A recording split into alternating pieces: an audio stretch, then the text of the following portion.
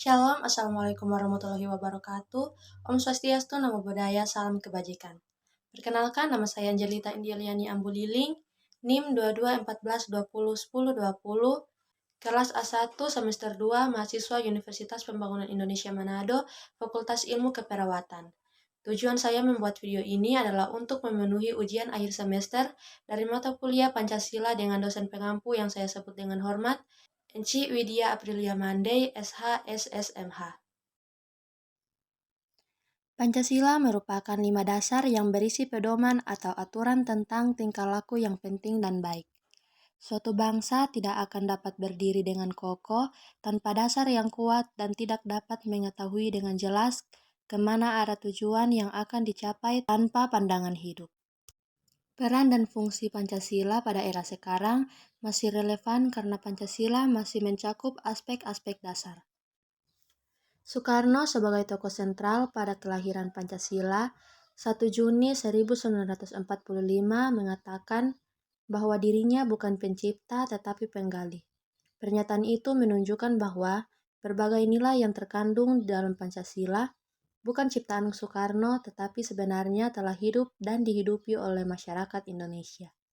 Pancasila adalah kesepakatan luhur antara semua golongan yang hidup di tanah air. Kesepakatan luhur tidak akan banyak berfungsi jika tidak didudukan dalam status yang jelas. Oleh karena itu, kesepakatan luhur bangsa harus dirumuskan sebagai ideologi bangsa dan filsafat.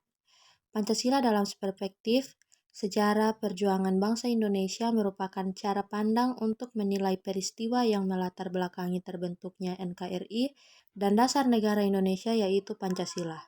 Sejarah perjuangan dan berdirinya bangsa Indonesia dalam mencapai kemerdekaannya berjalan sejak sekian abad yang lalu dengan berbagai cara dan bertahap.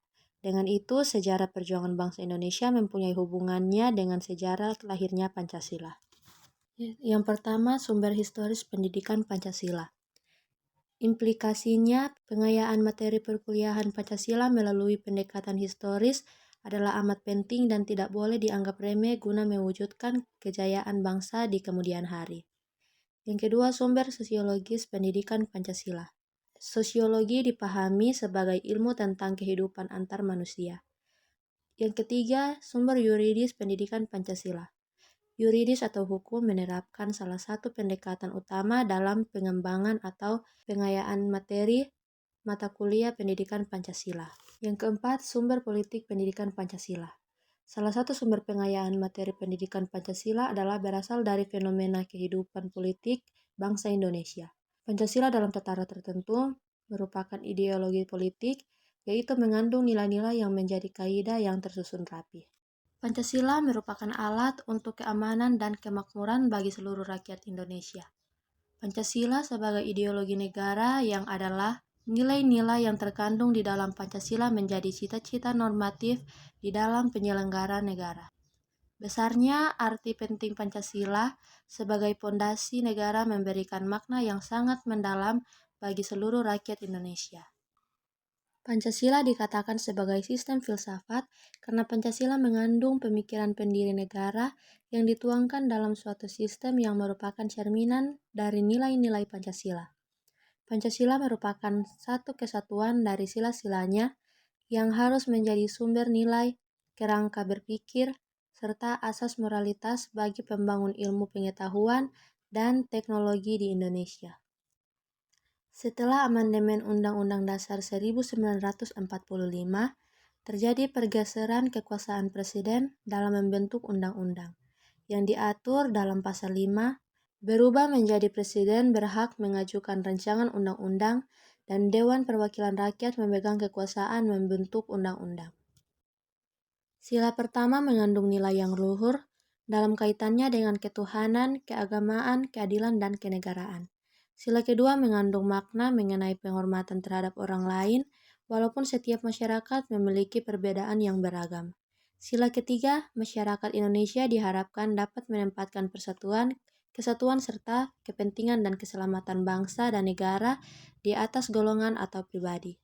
Sila keempat, kerakyatan Indonesia adalah demokrasi yang dipimpin oleh hikmah, kebijaksanaan, dan mufakat. Sila kelima, masyarakat Indonesia menyadari sepenuhnya bahwa manusia memiliki hak dan kewajiban yang sama di mata hukum. Sekian video singkat dari saya, mohon maaf apabila ada kesalahan dalam menggunakan kata. Shalom, Assalamualaikum warahmatullahi wabarakatuh, Om Swastiastu, Namo Buddhaya, Salam Kebajikan. Saya mengajak teman-teman untuk bergabung di Universitas Pembangunan Indonesia Manado. UNPI merupakan salah satu universitas swasta yang ada di Sulawesi Utara. Di universitas kami memiliki beberapa fakultas, yaitu yang pertama Fakultas Teknik, Fakultas Pertanian, Fakultas Sastra, Fakultas Ilmu Sosial dan Politik, Fakultas Hukum, dan Fakultas Keperawatan.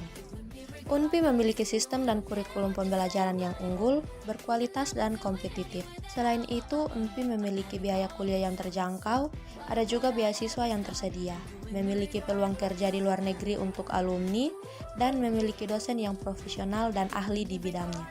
Nah, tunggu apa lagi? Untuk teman-teman yang masih bingung mau kuliah di mana, ayo bergabung dengan kami di Universitas Pembangunan Indonesia Manado. Untuk info yang lebih lanjut, silakan hubungi nomor yang ada pada brosur.